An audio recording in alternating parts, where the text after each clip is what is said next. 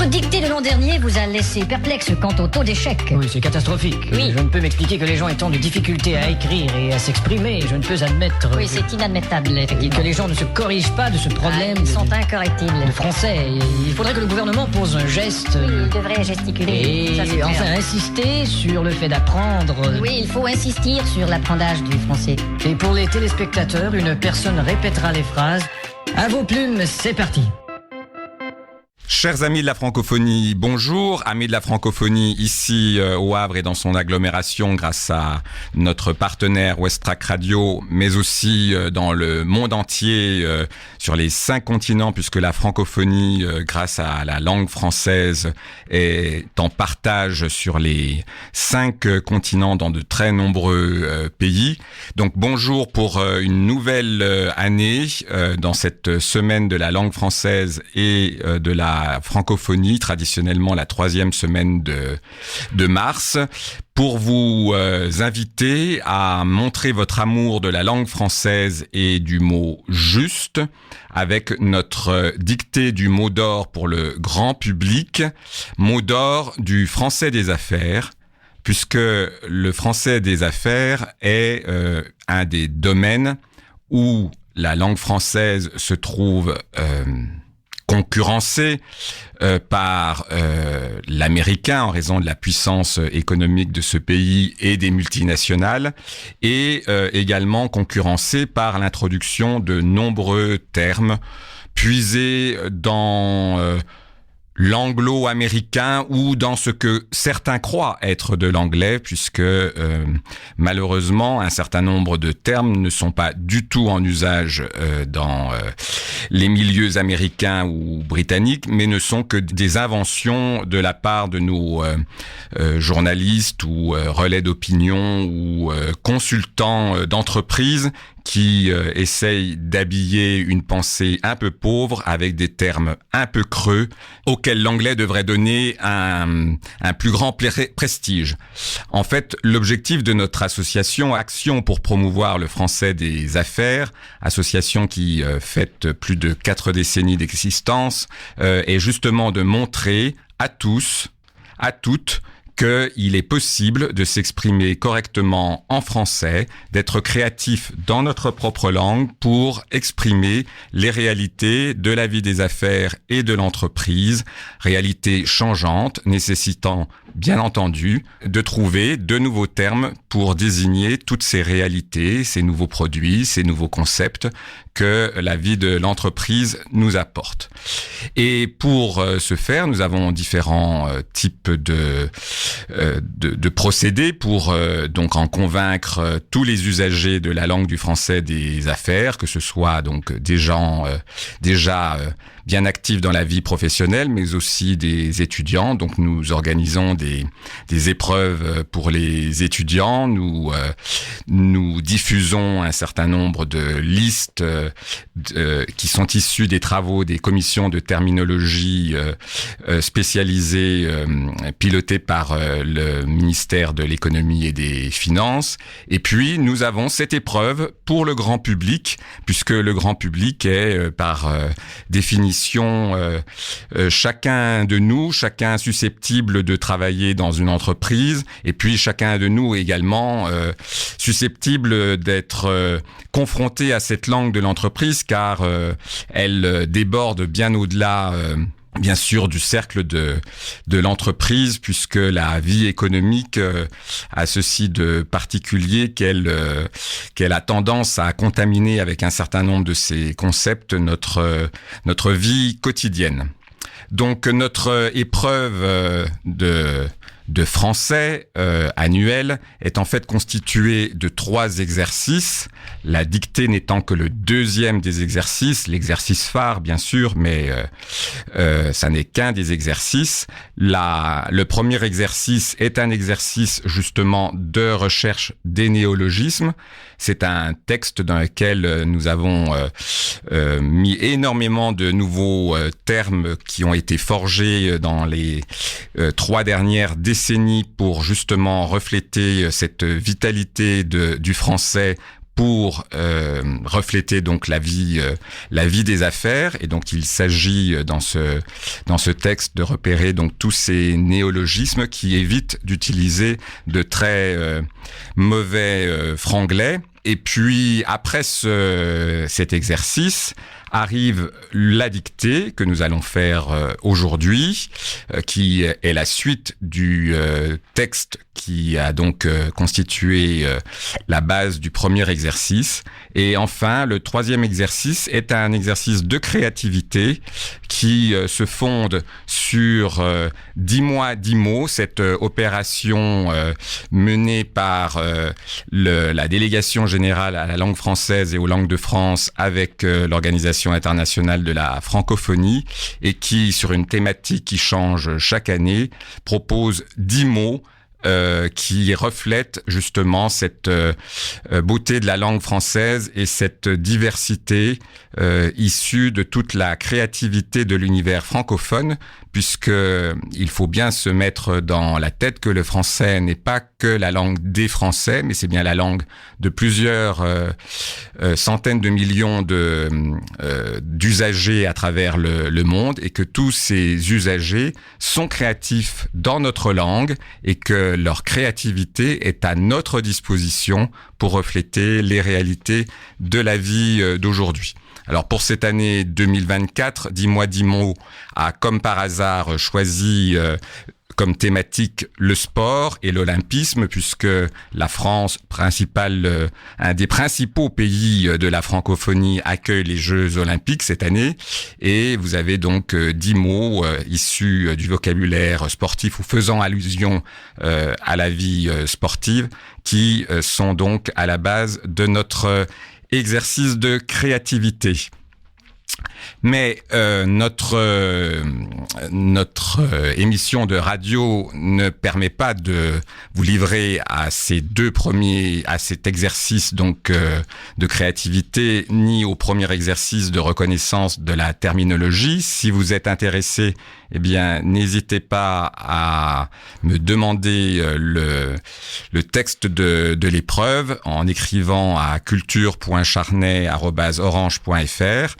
En revanche, il permet de participer directement à la dictée afin de tester vos connaissances à la fois en orthographe mais aussi en grammaire de façon décontractée, puisque l'objectif n'est pas de vous piéger mais de vous permettre de vous reposer un certain nombre de questions sur les règles à connaître pour parler correctement et écrire correctement le français, mais aussi pour vous donner l'occasion d'entendre d'autres termes, encore une fois, issus de la langue du français des affaires. Alors, ce texte de la dictée, je vais le lire très lentement pour vous permettre donc d'y participer, de ne pas vous précipiter sur votre stylo et de courir après moi. Donc je le lirai très lentement. Je dicterai la ponctuation et je ferai des liaisons, le maximum possible de liaisons afin de vous faire entendre éventuellement toutes ces terminaison de mots que la langue française ne prononce pas la plupart du temps, sauf lorsque le mot précède un mot commençant par une voyelle. Puis, après avoir donc prononcé cette dictée de façon très lente, je la relirai une dernière fois afin de vous permettre de corriger ce que vous avez écrit. Si vous avez pu participer à cette dictée avant samedi 23 mars, eh bien vous êtes invité à venir nous rejoindre à la bibliothèque Niemeyer, donc samedi 23 mars à 10h30, où nous pourrons, avec les participants qui sont venus ce samedi 16 mars, y participer physiquement. Donc vous pourrez venir vous aussi participer à la correction. Est-ce que tout le monde est prêt ? Vous avez un papier, un crayon et vos oreilles grandes ouvertes. Je commence. Suzanne est le responsable de la pépinière d'entreprise. Se sont vus et parlé longuement au sujet du fonds d'amorçage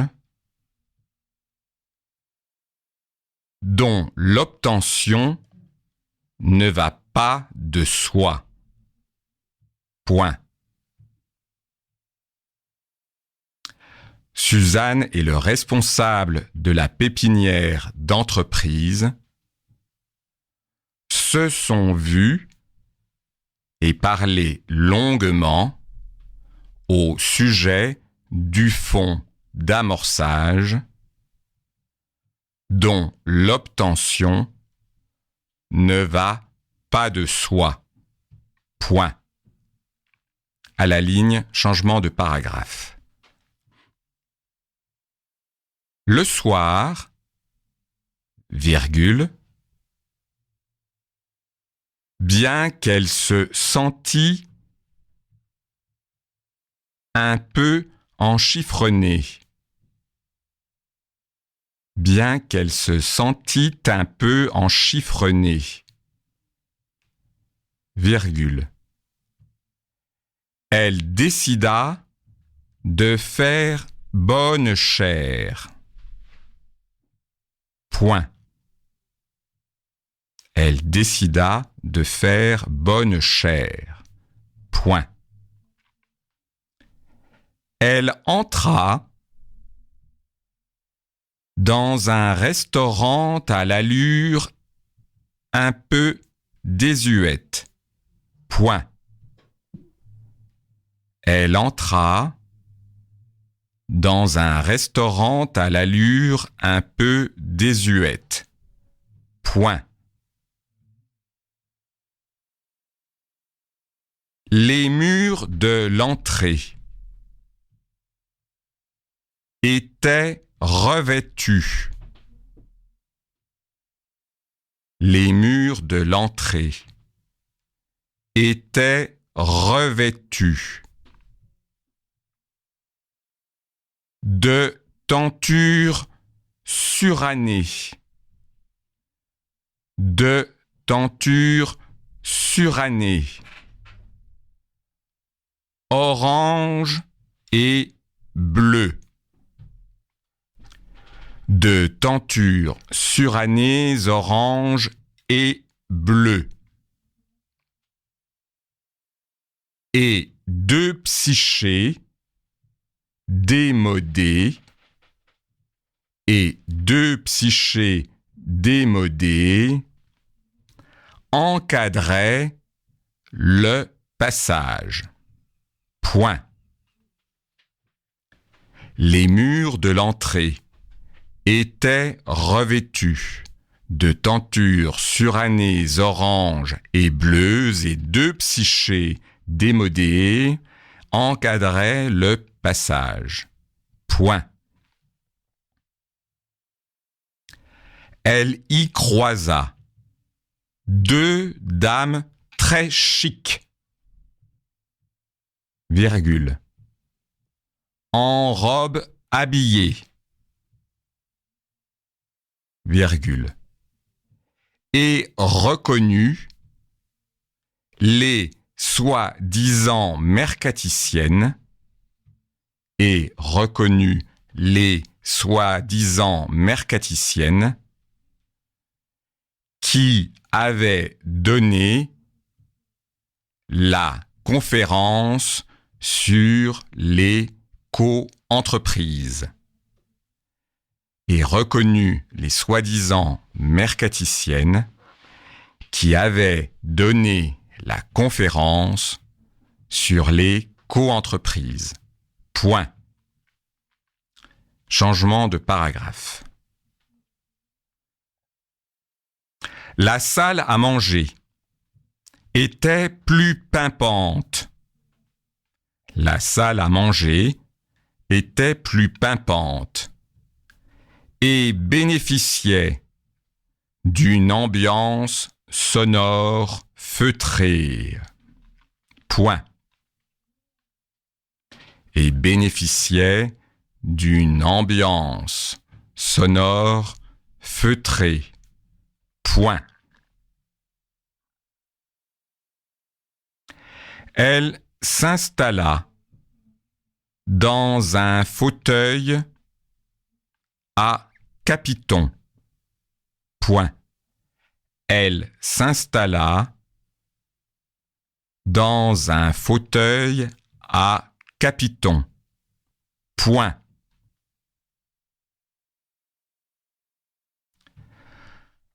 Quoiqu'elle fût très soucieuse de diététique. Quoiqu'elle fût très soucieuse de diététique. Et quoi qu'elle en pensât. Et quoi qu'elle en pensât. Virgule. Elle choisit de faire fi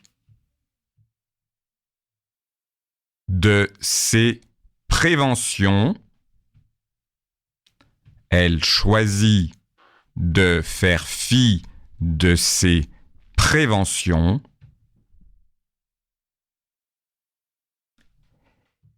et chercha dans le menu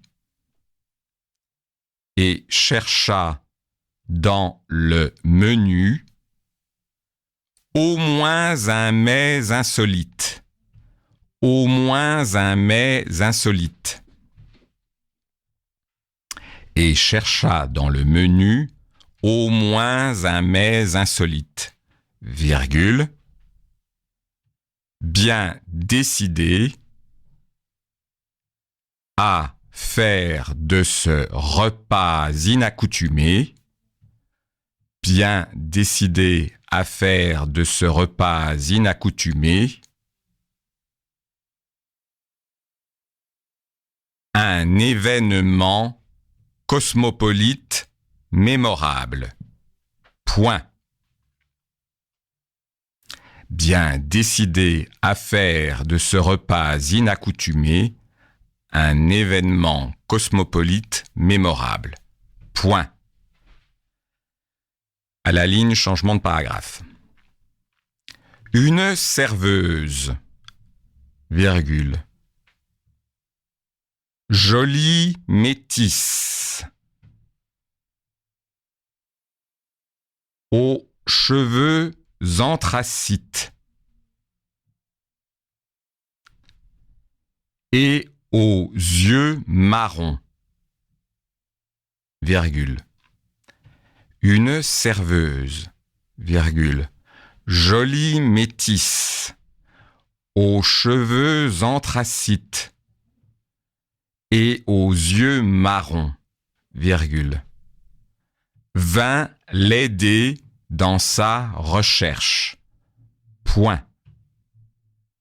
Vint l'aider dans sa recherche.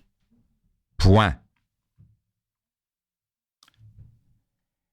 Elle avait un accent prononcé. Point. Elle avait un accent prononcé. Point.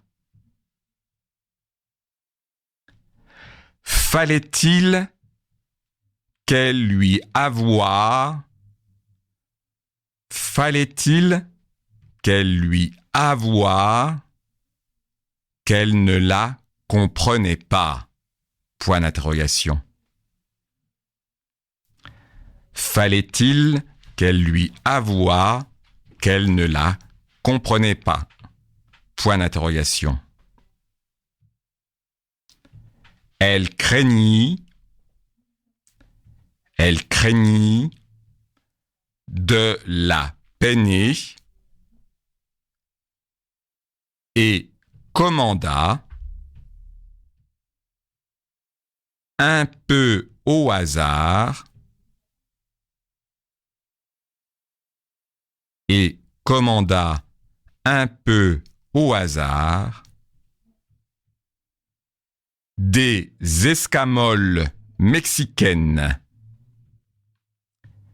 Des escamoles mexicaines, virgule.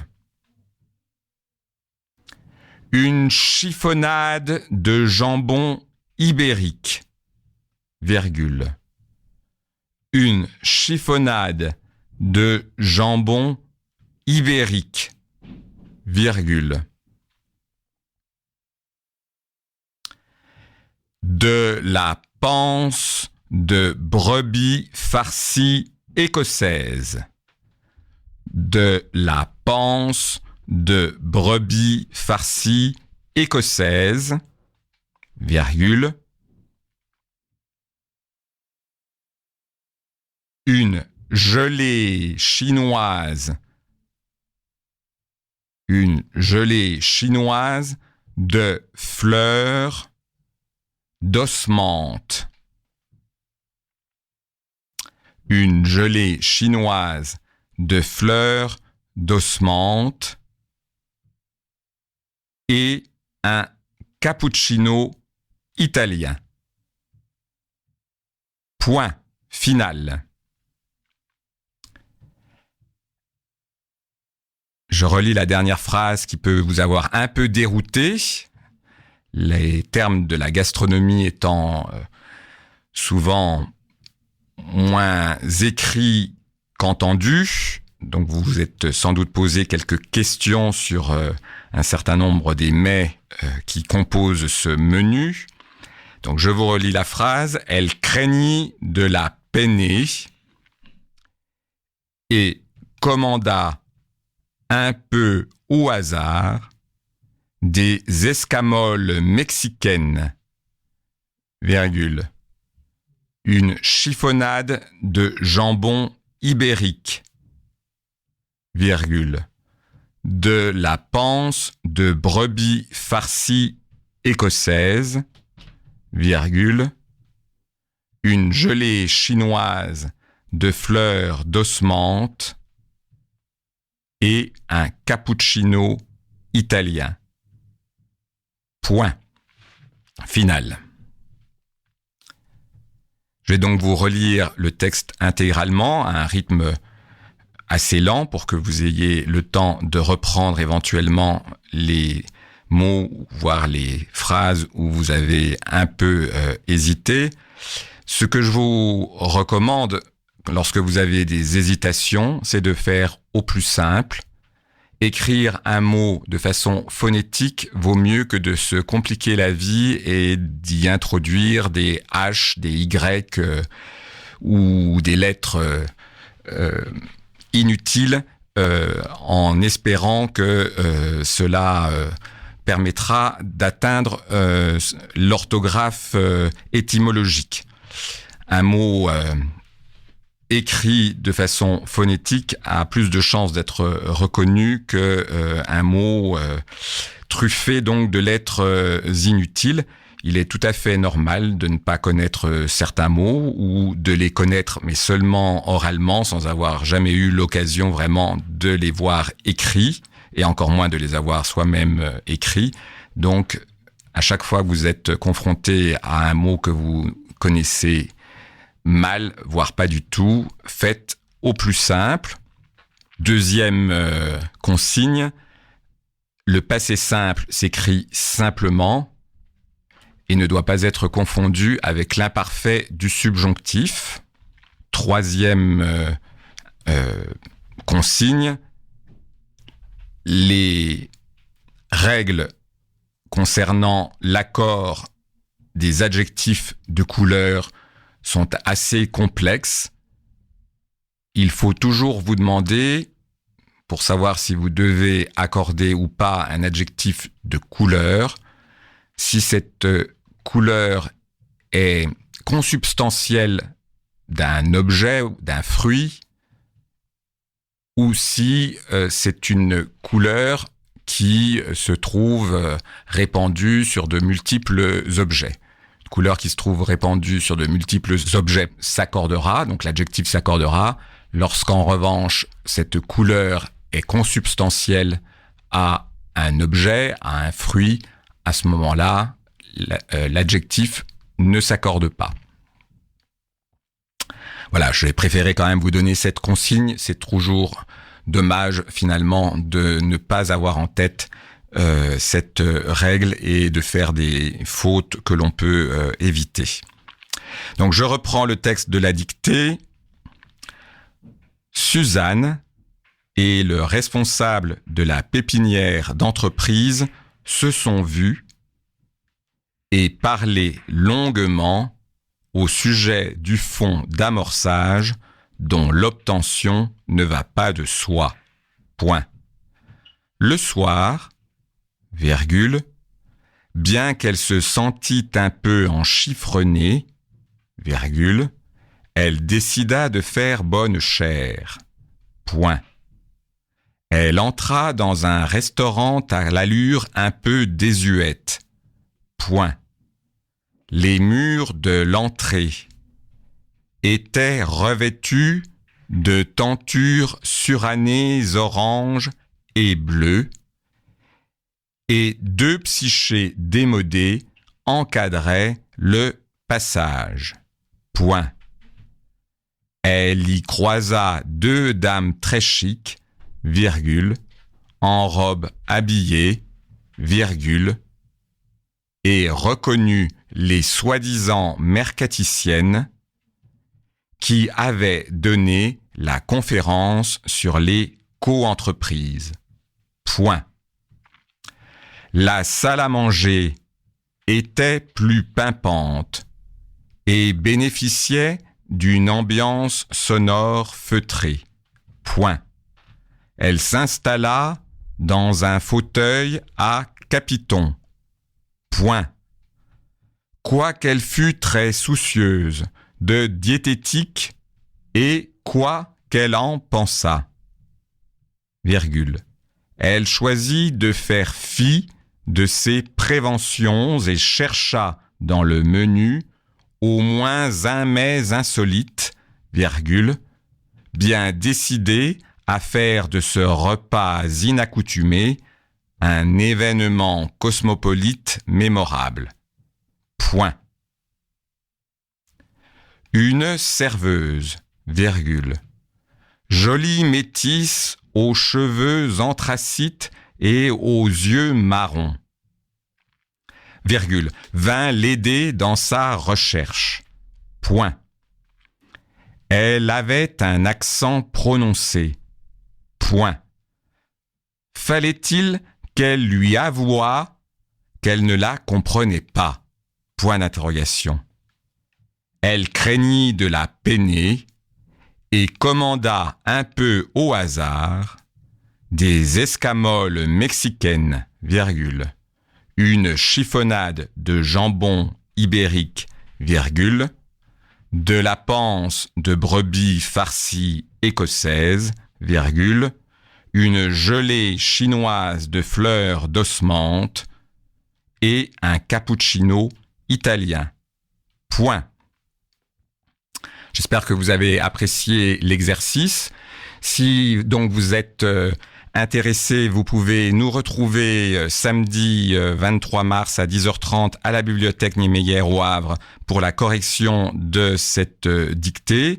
Si vous voulez faire les 2 autres exercices de français, donc l'exercice de reconnaissance des néologismes et l'exercice de créativité à partir des 10 mots de la langue française choisie cette année en lien avec le sport et l'olympisme, vous pouvez demander le texte en envoyant un courriel à culture.charnay@orange.fr.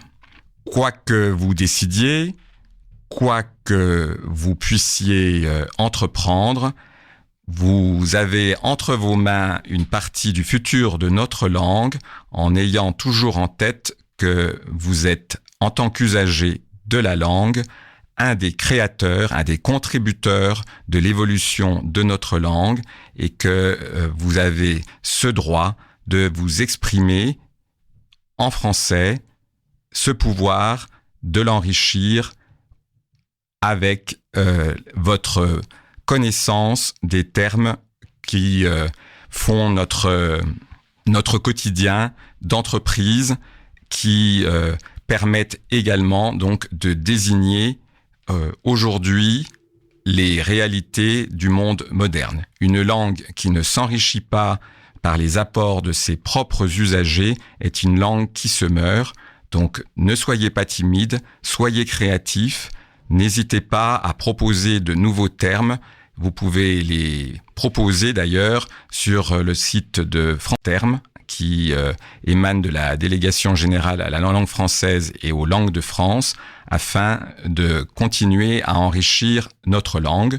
Et lorsque ces termes auxquels vous pensez, lorsque vous remarquez des expressions, des termes qui manquent pour désigner des réalités de la vie d'entreprise contemporaine, eh bien, vous pouvez également écrire vos suggestions en nous contactant via notre site apfa.asso.fr. Nous vous remercions de votre écoute. Nous espérons vous retrouver, si ce n'est samedi prochain, eh bien l'année prochaine pour une nouvelle dictée du mot d'or du grand public. Amis de la francophonie, bonne continuation et à bientôt.